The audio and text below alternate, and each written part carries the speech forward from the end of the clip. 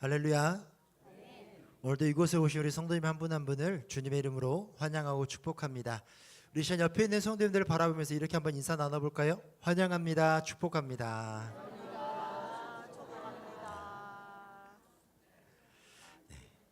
이 시간 주님께서 부어주신 은혜가 우리의 삶 가운데 가득 넘치기를 간절히 소망합니다. 우리 함께 기도하기를 원하는데요, 이 시간 기도하실 때 주님, 우리 주변을 돌아보면 걱정거리 뿐입니다. 너무나도 살기 힘들고 어려운 세상 가운데 우리가 살아갑니다. 주님, 세상 사람들과 똑같이 바라보는 것이 아니라 이 어려운 상황 가운데, 이 혼란스러운 상황 가운데 하나님께서 우리에게 무엇을 말씀하시는지, 하나님의 뜻이 무엇인지를 깨닫게 하여 주시옵소서. 그 뜻을 깨닫고 좌절하고 낙심하는 것이 아니라 오직 하나님께 기도함으로 하나님의 뜻을 구하며 나아가는 저희들의 삶이 될 수 있게 해달라고 우리 이 시간 함께 기도하며 나아가겠습니다. 사랑하는 가 많으신 아버지 하나님, 오늘도 저희들을 붙들어 주시고 인도해 주심에 감사를 드립니다. 아버지 하나님, 우리가 살아가는 이 세상은 너무나도 혼란스럽고 시끄럽습니다. 세상의 눈으로 바라보기에는 아무런 희망도 보이지가 않습니다. 하지만 주님, 이 상황 가운데 우리가 좌절하고 낙심하는 것이 아니라 주님의 뜻을 구하며 나아가는 저희들의 삶이 되게 하여 주시옵소서. 이 어려운 세상 가운데, 이 혼란스러운 세상 가운데 주님께서 우리에게 무엇을 말씀하시는지, 우리가 어떻게 살아가기를 원하시는지를 깨닫게 하여 주시고 주 앞에 간절히 기도함으로 주님의 뜻을 이 땅 가운데 이루며 나아가는 저희들의 삶이 될 수 있도록 주 하나님 인도하여 주시옵소서. 그래서 아버지 하나님, 세상 사람들을 원망하고 아버지 하나님 불평할지라도 아버지 하나님 주님을 믿는 우리들은 정말 주 앞에 간절함으로 기도하며 주님의 뜻을 구하며 나아가는 저희들의 삶이 될 수 있도록 주 하나님 인도하여 주시옵소서. 아멘. 이 모든 말씀 우리 주 예수님의 이름으로 기도드립니다. 아멘. 우리 함께 박수 치면서 찬양하며 나아가겠습니다.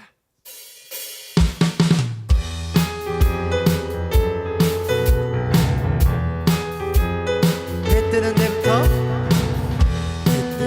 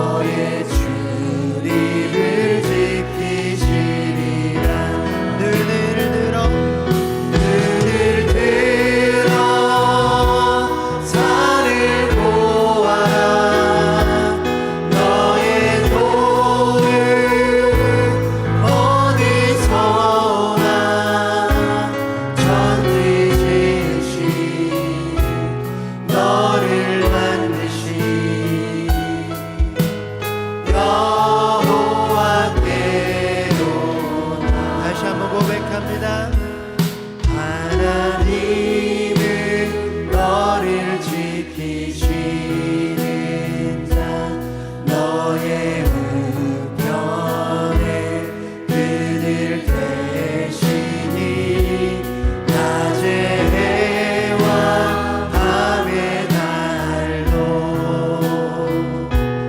너를 해치 못하리 하나님은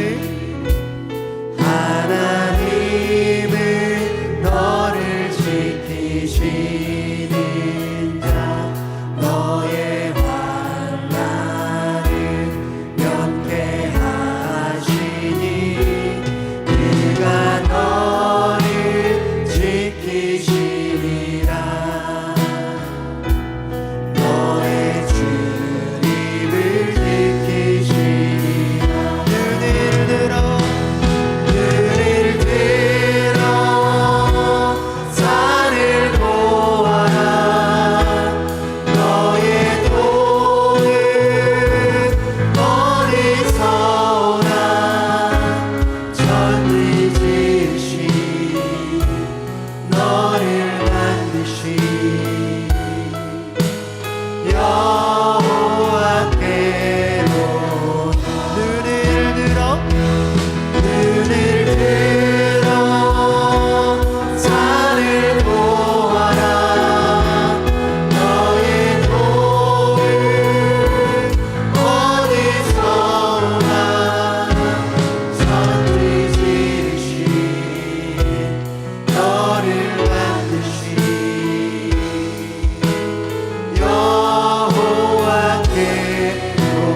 여호와께로다. 이 시간 우리 교회 공동기도 제목으로 함께 기도드리겠습니다.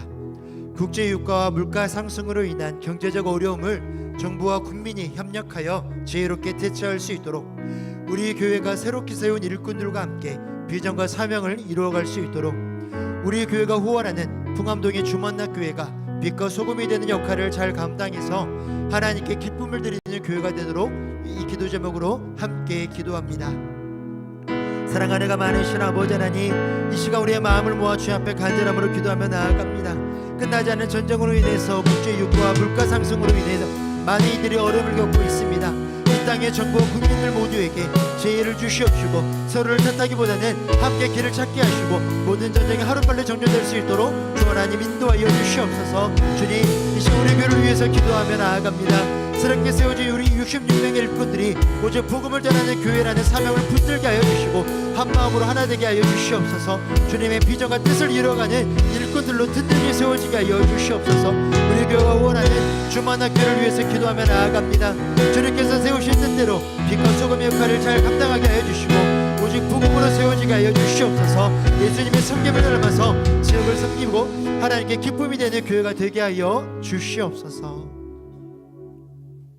사랑의 하나님, 오늘 이 소요 말씀 사경회를 통해 저희를 한자리에 불러주시고 주님을 찬양하며 귀한 말씀을 나누게 하시니 감사합니다. 온 우주를 창조하시고 만물의 주권자 되시는 하나님 아버지, 홀로 모든 영광 받으시옵소서. 우리를 향한 변함없는 인자하심과 우리 각자의 삶 속에 세밀하게 찾아오시는 그 놀라운 은총으로 인하여 주님을 높여드립니다. 주님, 돌아보니 우리는 너무 연약하여 삶의 주인 되신 하나님을 잊고 살 때가 많았습니다.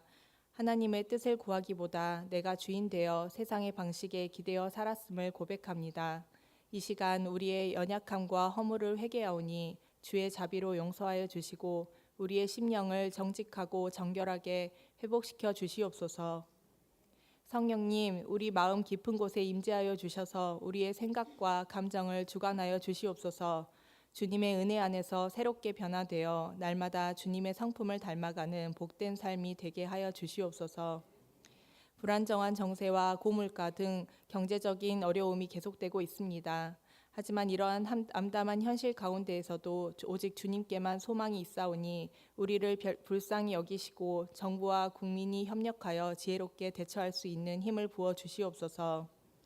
이번에 우리 교회가 새롭게 세운 일꾼들이 있습니다. 이들이 하나님을 사랑하고 주님 보시기에 아름다운 겸손함과 순종함으로 교회의 비전과 사명을 이루어가게 하여 주시옵소서. 이 시간 정성을 다해 주님께 찬양을 올려드리는 다드림 찬양대와 시온 찬양대를 기억하여 주시옵소서. 찬양의 고백 위에 하늘의 크신 은혜를 더하여 주시고 저들의 입술을 통해 선포되는 찬양이 우리 모두의 진솔한 고백이 되게 하여 주시옵소서. 또한 주님의 말씀을 대언하시는 천명국 목사님께 성령의 충만함을 덧입혀 주시옵소서. 말씀이 선포될 때마다 우리의 영혼에 울려 퍼지게 하시고 듣는 저희에게도 지혜와 명찰을 허락하사 주님의 세밀한 뜻을 온전히 깨닫는 성령의 감동을 경험하게 하옵소서. 바라옵건대 우리가 그저 듣는 자로 머물지 않기를 원합니다. 우리의 마음 밭을 말씀이 심기는 옥토가 되게 하시고 그 말씀이 우리 삶 속에서 깊이 뿌리내려 세상 속에서 풍성한 믿음의 열매가 맺게 하여 주시옵소서. 오직 주님만이 영원히 찬양받기에 합당하신 분임을 고백하오니 홀로 영광과 존귀를 받으시옵소서. 우리의 참된 주인이신 예수 그리스도의 이름으로 기도합니다. 아멘.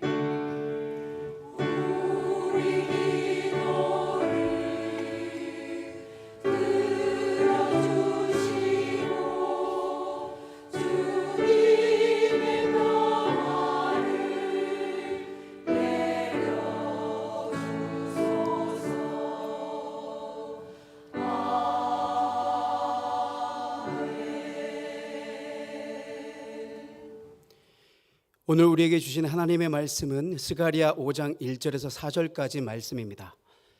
스가랴 5장 1절에서 4절까지 말씀을 저와 여러분이 한 절씩 교독하시겠습니다. 내가 다시 눈을 들어 본즉 날아가는 두루마리가 있더라.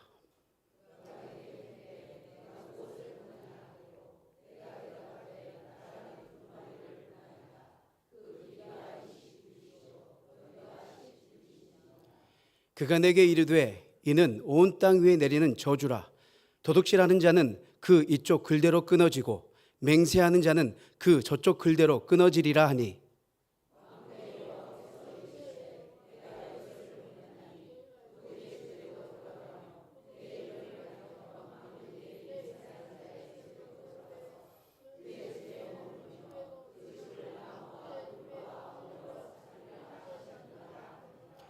아멘.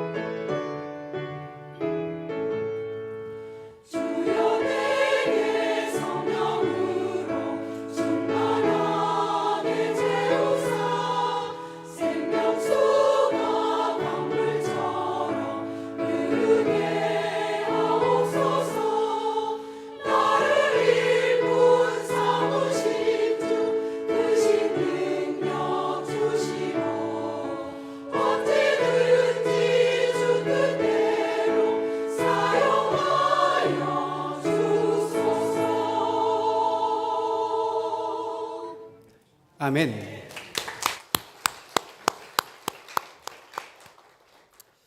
사랑하는 양림교회 성도 여러분, 오늘 우리는 스가랴의 6번째 환상인 날아가는 두루마리 환상을 통해서 우리 삶을 향한 하나님의 세밀한 음성을 듣고자 합니다. 스가랴서의 환상들 여러분 들으셨을 때 어땠습니까? 쉽지는 않았죠. 어렵게 느껴질 수 있습니다.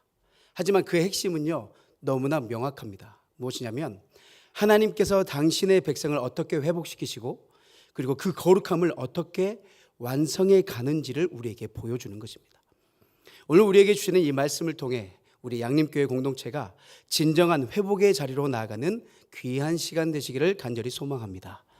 여러분, 바벨론의 70년이라는 긴 시간 동안 포로 생활을 했던 이스라엘 백성들이 간절하게 갈망했던 것은 무엇이었을까요? 제가 필리핀의 선교사로 약 8년간 있었잖아요. 다 아시잖아요. 저의 간절한 바람이 무엇이었을까? 필리핀 선교사로 있을 때, 한국이 아닌 필리핀에 있을 때 저의 간절함이 무엇이었을까요?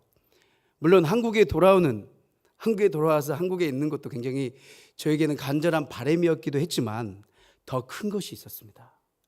중간중간 선교 보고를 위해서 한국에 들어올 때마다 늘 가는 곳이 있었는데 그곳은 다름 아닌 롯데리아였습니다. 사실 필리핀 음식이 저에게 너무나 잘 맞았고요. 잘 먹었습니다. 그럼에도 불구하고 한국의 음식 중 가장 많이 생각나는 것은 다른 것이 아니라 롯데리아에서 파는 불고기 버거였습니다. 필리핀에는 없거든요.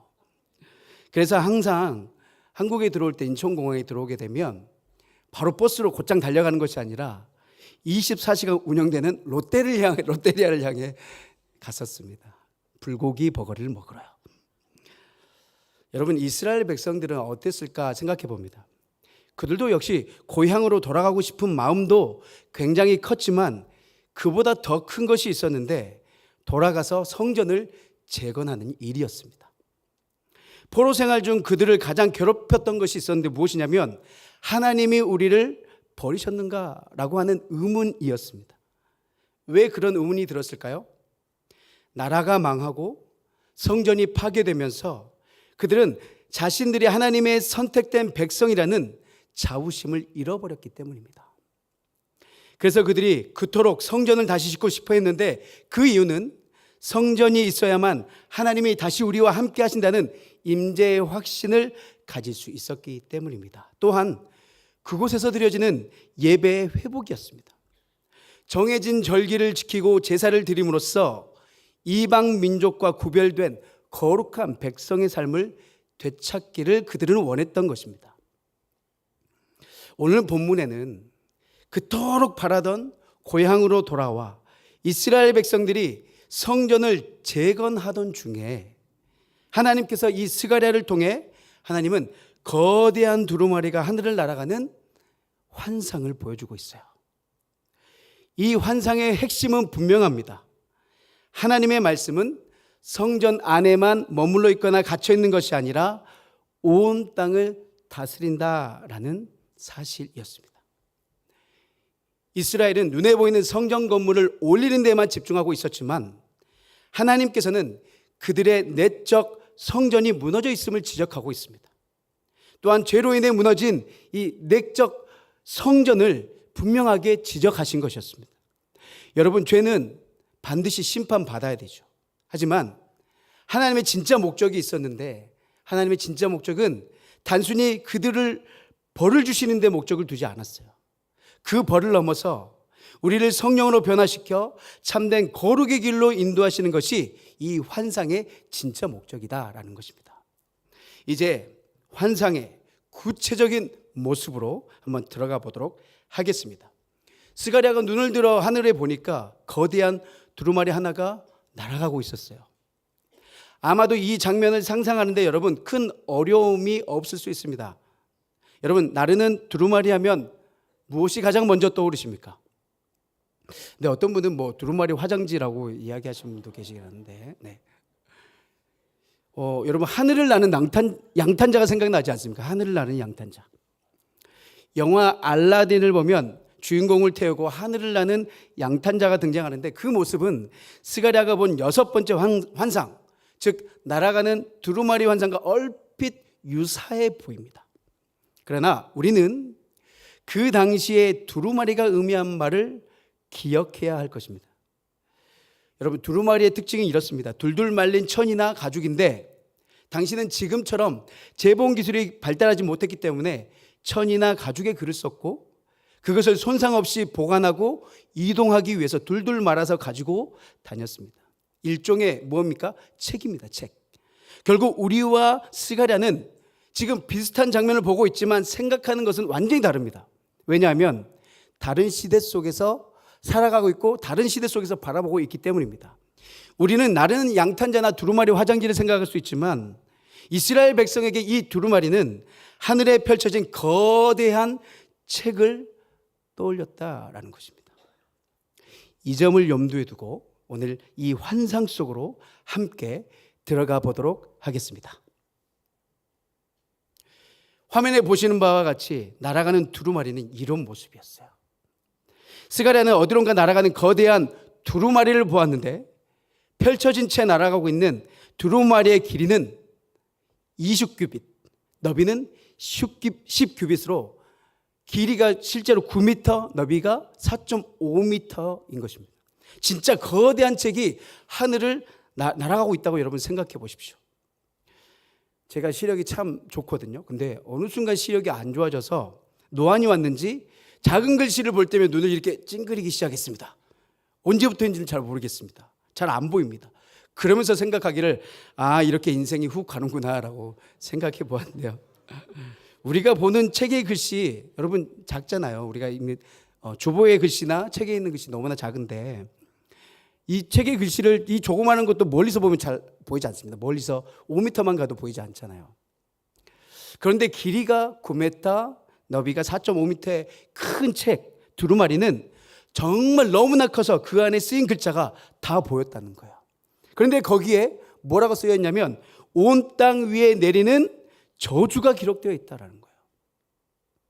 여러분, 그렇다면 하늘에 이렇게 떠 있는 거대한 두루마리 책에 누구나 볼 수 있게, 모두가 볼 수 있게, 노안도 볼 수 있게 너무나 정확하게 적혀 있는 온 땅 위에 내리는 저주는 과연 어떤 의미가 있을까요?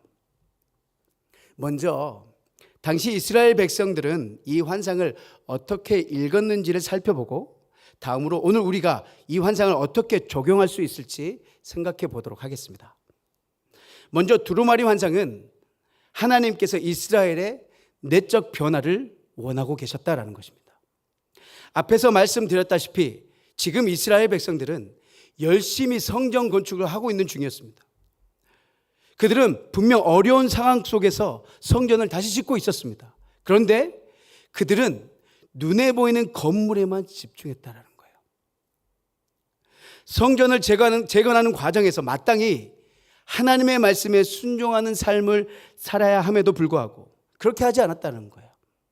눈에 보이는 성전을 짓느라 보이지 않는 성전, 하나님과의 관계, 하나님 말씀에 순종함이라는 보이지 않지만 더 중요한 일을 소홀히 하고 있고 잊어버리고 있었다는 거예요. 여러분, 우리가 많이 실수하는 것 중에 하나가 있습니다. 우리에게 맡겨주신 사역에 집중 아니라 하나님께 더 집중하지 못할 때가 참 많이 있습니다. 일을 멋지게 해내기 위해서 하나님은 온데간데 없고 내 감정과 상황에만 집중할 때 여러분 어떤 일이 일어납니까? 서로 불편해지고 상처받고 어려움이 참 많이 찾아오지 않습니까? 우리가 너무나 많이 겪고 있는 일입니다. 여러분, 남유다 왕국이 멸망하고 백성들이 포로로 끌려간 이유는 그들에게 보이는 성전이 없어서가 아니었습니다. 그들이 망한 것은 보이지 않는 성전, 즉 하나님께서 그들에게 주신 율법을, 그 말씀을 무시했기 때문입니다. 그들은 하나님의 법을 우습게 여겼고 끊임없이 보내신 하나님의 말씀을 듣고도 회개하지 않았습니다. 하나님께서는 이 부분을 다시 언급하며 눈에 보이는 성전을 다시 지을 뿐만 아니라 내면의 성전도 지어 올리라고 경고의 말씀을 하신 거예요. 여러분은 하나님의 말씀을 어떻게 듣고 계십니까? 오늘도 누군가를 통해 끊임없이 하나님의 말씀이 선포되어지고 있음에도 불구하고 우리는 그 말씀을 무시하고 있지는 않습니까? 그 말씀을 듣고도 여전히 회개하지 않고 돌이키지 않고 있지는 않습니까?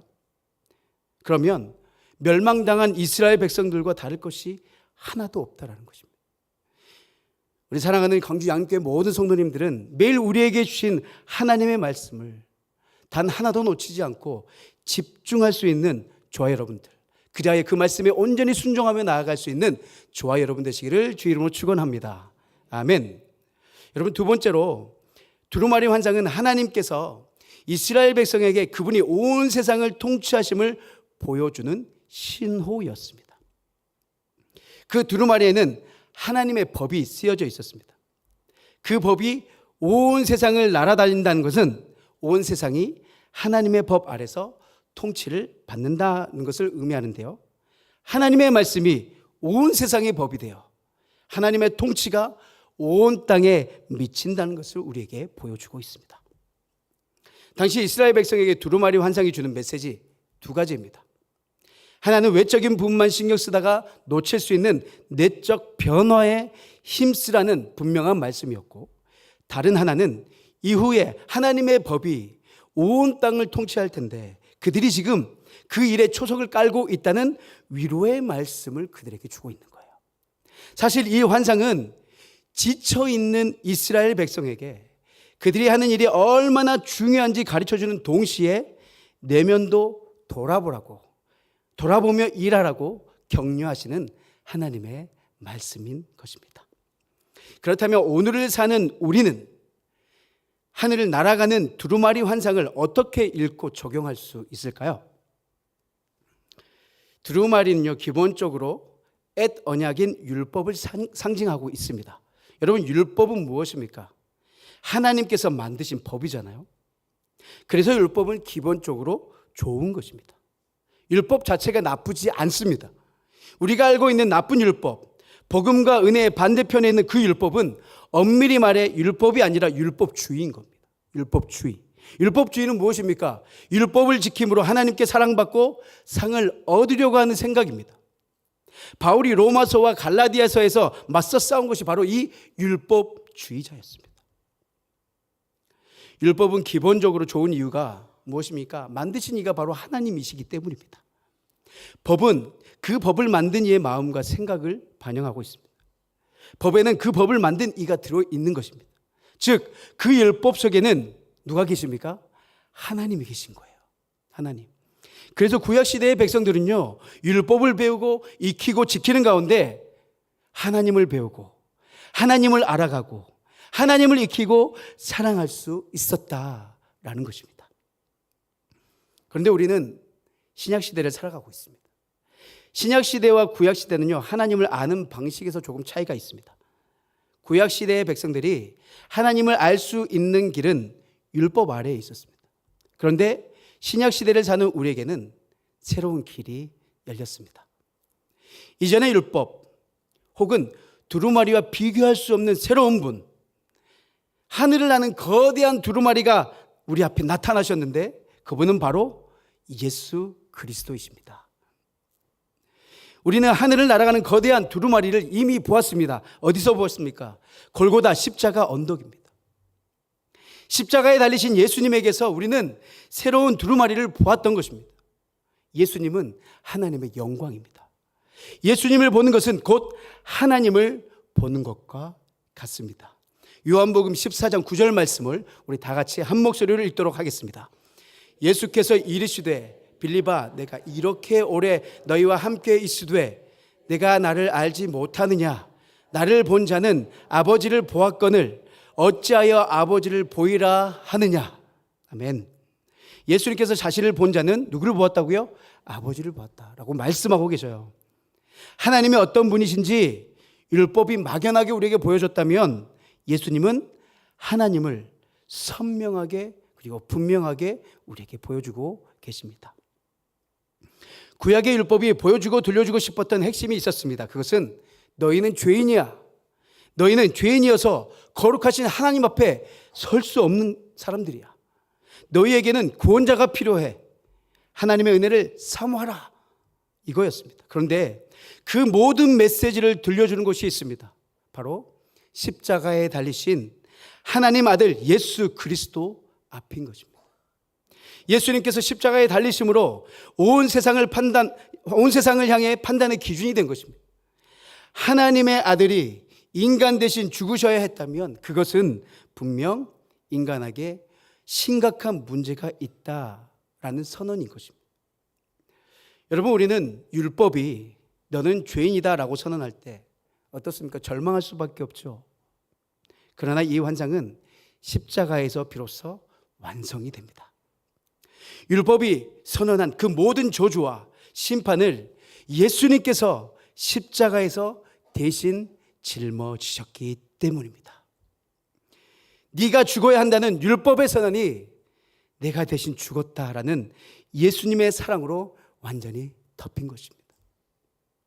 여기서 우리는 하나님의 공의와 사랑이 완벽하게 만나는 복음을 우리는 발견할 수 있는 것입니다. 사랑하는 성도 여러분, 하늘을 나는 거대한 두루마리, 그 거대한 책을 보십시오. 그 안에 적혀 있는 수많은 율법을 눈을 크고 뜨게 한번 보십시오. 그 앞에서 좌절할 수밖에 없는 나의 모습을 보시고 머리 숙여 나는 죄인입니다 라고 고백하시길 바랍니다. 그리고 동시에 두루마리가 상징하는 십자가에 달리신 그리스도 예수를 보십시오. 그분은 우리를 대신해 십자가에 높이 달리셨습니다. 그것은 분명히 달리신 십자가는 우리가 용서를 받을 수 없는 죄인이라는 사실을 보여주고 있습니다. 동시에 죄인인 우리를 그분이 나를 얼마나 사랑하신다는 그 사실을 보여주고 있음을 기억하시길 바랍니다. 사랑하는 성도 여러분, 십자가에 달리기까지 우리를 사랑하신 하나님의 아들께서 우리를 일으켜 세우실 것입니다. 그리고 이전에 한 번도 살아본 적 없는 삶, 하나님의 법에 자신을 맞춰 살아갈 수 있는 그 은혜를 우리에게 더하여 주실 것입니다. 우리 모든 성도들의 삶에 하나님의 법이 성취되기를 간절히 소망합니다. 계속해서 본문 3절에서 4절 보니까 그 두루마리에는 구체적으로 두 가지 죄에 대한 경고가 기록되어 있는데 바로 도둑질과 거짓 맹세하는 자에 대한 경고입니다. 도둑질은요, 힘과 권력을 이용해서 이웃의 것을 착취하는 이웃 사랑의 결여입니다. 거짓 맹세는 하나님의 이름을 팔아 자기 이익을 챙기는 하나님의 사랑을 왜곡한다는 것을 말하고 있습니다. 여러분, 율법은 총 613개 조항인데 긍정적인 하라고 하는 것은 248개이고 부정적인 것, 하지 말라고 하는 것은 365개가 되는데, 그렇다면 그 많은 율법의 많은 항목 중에 왜 두 가지 죄만 두루마리에 언급되어 있을까요? 당시 성전을 짓는 이스라엘 백성들 가운데 있는 특정한 문제 때문이었습니다. 포로 생활을 하다가 돌아온 이스라엘 백성들은요, 아직 자리를 잡지 못한 상황이었습니다. 학개서를 보니까 그들은 거주하는 집조차 갖추지 못했고 성벽을 세울 여력은 더더욱 없었다고 기록하고 있습니다. 게다가 기근이 들어 먹을 것마저 부족한 그런 상황이었습니다. 이렇게 열악한 상황 속에서 이스라엘 백성 가운데 어떤 사람이 있었다고요? 도둑질하는 자, 그리고 거짓 맹세를 통해 이익을 챙기는 자가 나타났다라는 거예요.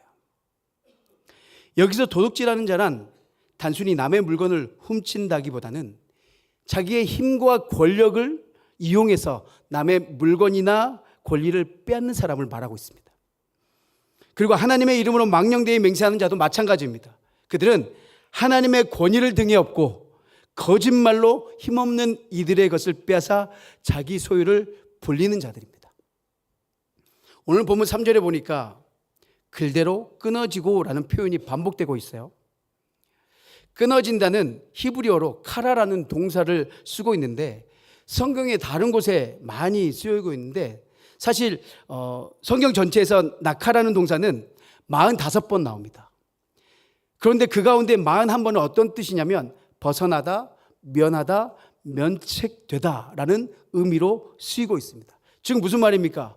도둑질하는 자와 거짓 맹세하는 자는 힘 있는 자들이었습니다.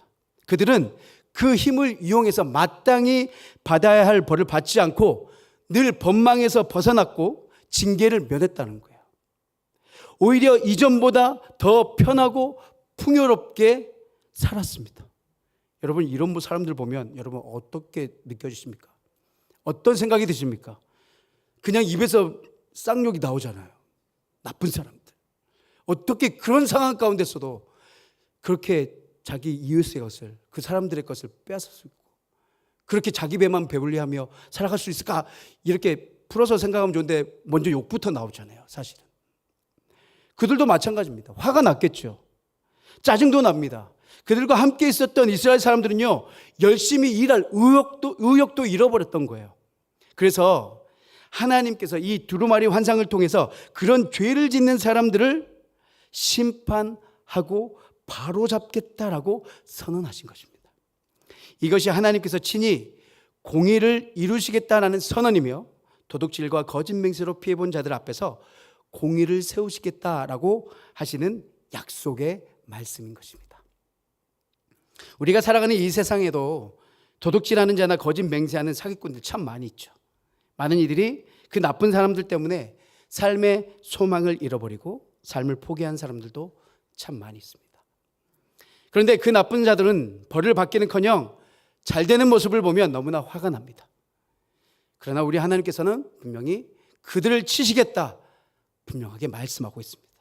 그들에게 공의를 적용하시겠다 약속하셨습니다. 그러니 성도 여러분, 낙심하지 말고 우리가 그곳에만 집중하지 말고 넘어지지 말고 우리는 우리에게 주어진 마땅히 해야 하는 일, 무슨 일입니까?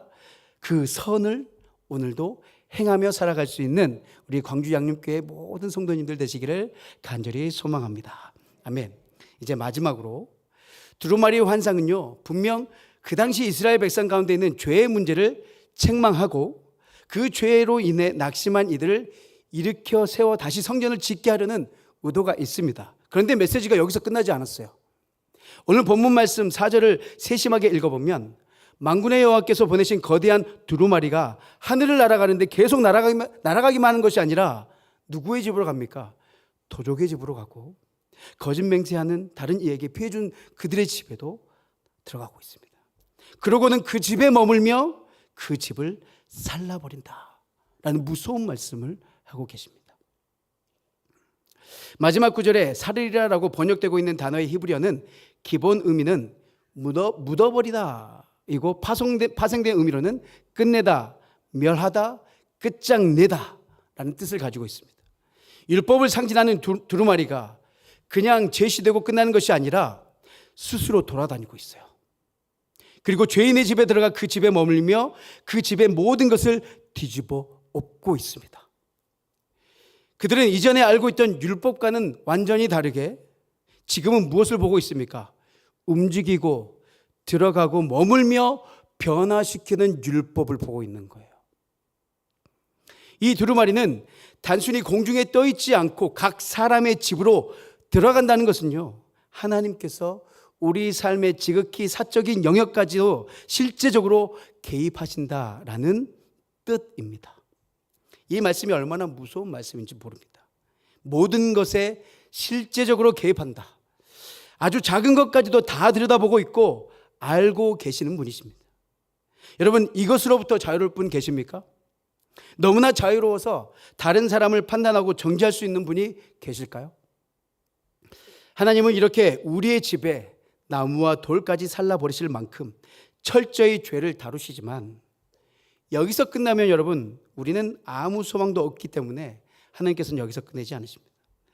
이것은 새 언약의 성취를 향해 나아가고 있습니다. 우리는 사실 하나님의 법을 지킬 능력이 없습니다. 그 많은 조항들을 어떻게 지킵니까?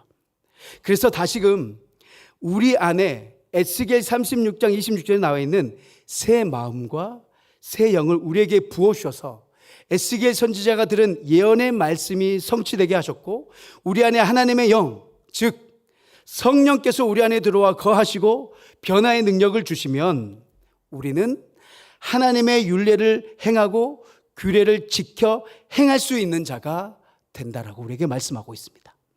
사랑하는 성도 여러분, 하나님은 여전히 우리를 기대하고 있습니다. 우리가 참으로 그분의 뜻대로, 그분의 율법대로 살아가는 것을 기대하고 있습니다. 하나님께서는 율법을 폐기하지 않으시고 우리에게 원하시는 것은 바뀐 적이 없어요. 여전히 우리가 올라갈 수 없는 기준을 제시하시고 우리를 향한 기대를 포기하지 않으십니다. 우리는 그런 하나님의 부담스럽고 답답할 때가 있습니다. 왜 그렇습니까? 우리에게는 하나님의 이 기대를 충족시킬 능력이 없다라고 생각하고 있기 때문입니다. 여러분, 걸을 수 없는 100일 된 아이에게 걸으라고 하는 것은 사랑이 아니라 뭡니까? 폭력입니다. 폭력.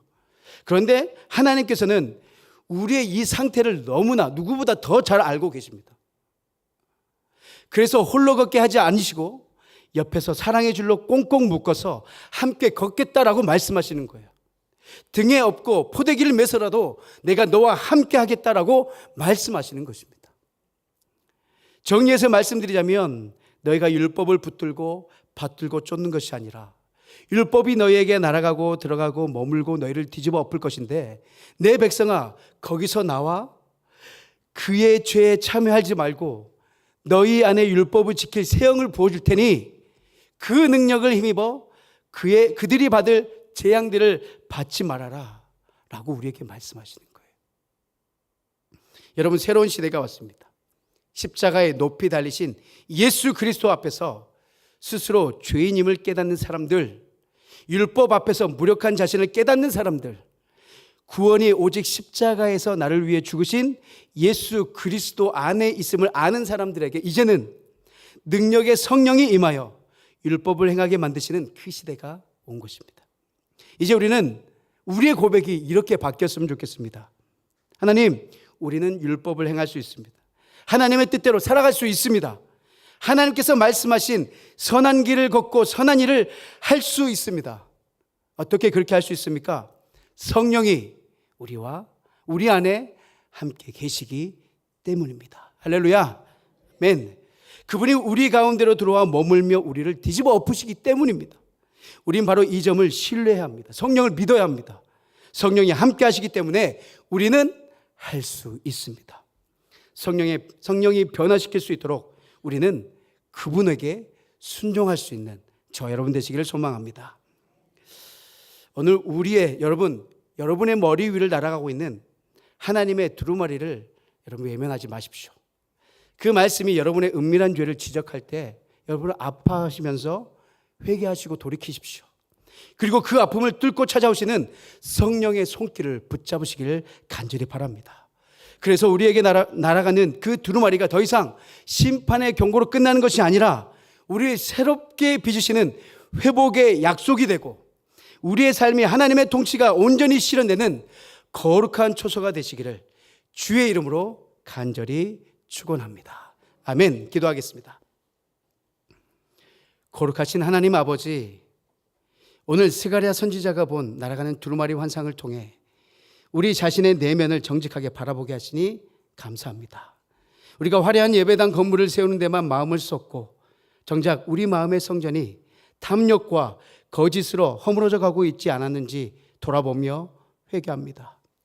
성전 문을 나서는 순간 하나님의 통치를 잊어버렸던 우리의 연약함을 용서하여 주시옵소서. 우리의 삶의 구석구석을 비추는 우리의 모든 것을 아시는 하나님의 말씀 앞에 감추고 가리고 숨길 것 없이 정직하게 서게 하여 주시고 우리 안에 뿌리 깊은 죄의 나무와 돌까지 성령의 불로 태워 정결케 하여 주시옵소서. 이제는 우리가 심판의 두려움을 넘어 우리를 거룩하게 빚어내시는 하나님의 놀랍고도 크신 사랑을 신뢰합니다. 이제 내 힘이 아닌 우리 안에 거하시는 성령의 능력으로 세상 속에서 정직하고 진실하게 살아갈 수 있는 참된 주의 백성들 될 수 있도록 인도하여 주시옵소서. 우리의 영원한 소망이시며 구원자 되신 예수 그리스도의 이름으로 기도드리옵나이다. 아멘. 교회 소식입니다. 위임 목사님께서는 지금 대전 도안교회 연합 남성교회 헌신예배 설교차 출타하셨습니다. 안전한 일정을 위해서 여러분 기도해 주시길 바랍니다. 오늘 수요 말씀 사경회 이후에 5월 달에 있을 한마음 운동회 관련 자치회 회장단 모임이 교육봉사관 3층 소예배실에서 있습니다. 우리 회장님들께서는 꼭 참석해 주시길 바랍니다. 이번 주 토요일 18일에는요 교사 컨퍼런스가 진행됩니다. 해당되신 분들은 꼭 참석해 주시길 바라고요. 19일 주일에는요 신형섭 교수님께서 오셔서 1, 2, 3부 예배 설교를 해주십니다. 자녀를 두신 부모님께서는 주일에 비가 올 예정이 오니 놀러 가지 마시고 꼭 예배에 참석해 주시기를 간절히 바랍니다. 마지막 광고인데요. 이번 주 금요일 찬미 예수 찬양 집회가 있습니다. 여러분 많은 참여 부탁드립니다. 우리 다 같이 찬송가 191장 함께 찬양하시겠습니다.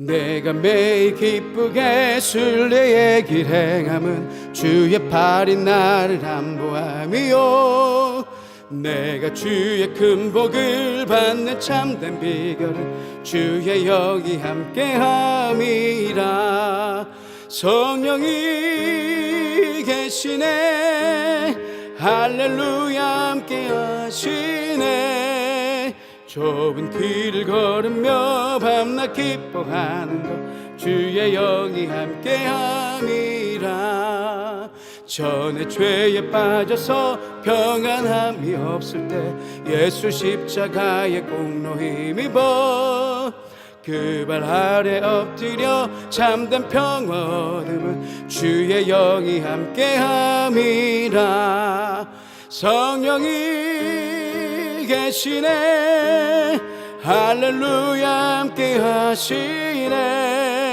좁은 길을 걸으며 밤낮 기뻐하는 것 주의 영이 함께함이라 나와 동행하시고 모든 염려하시니 나는 숲의 새와 같이 기쁘다 내가 기쁜 마음으로 주의 뜻을 행하면 주의 영이 함께함이라 성령이 계시네 할렐루야 함께하시네 좁은 길을 걸으며 밤낮 기뻐하는 것 주의 영이 함께함이라 세상 모든 욕망과 나의 모든 종욕은 십자가에 이미 못을 박았네 어두운 밤이 지나고 무거운 짐 벗으니 주의 영이 함께함이라 성령이 계시네 할렐루야 함께하시네 좁은 길을 걸으며 밤낮 기뻐하는 것 주의 영이 함께함이라 이제는 우리 주 예수 그리스도의 은혜와 하나님 아버지의 극진하신 사랑하심과 성령님의 감동과 교통 충만케 하시는 역사가 성전의 담장을 넘어 날아가는 하나님의 말씀 앞에 각자의 자신의 내면을 정직하게 비추며 가정과 일터 그리고 삶의 모든 자리에서 거룩한 성전으로 살아가기를 다짐하는 사랑하는 모든 성도들의 머리머리 위에와 그들의 가정과 일터 그리고 이 나라와 이 민족 위에 이제로부터 영원토록 함께 하시기를 간절히 축원하옵나이다. 아멘.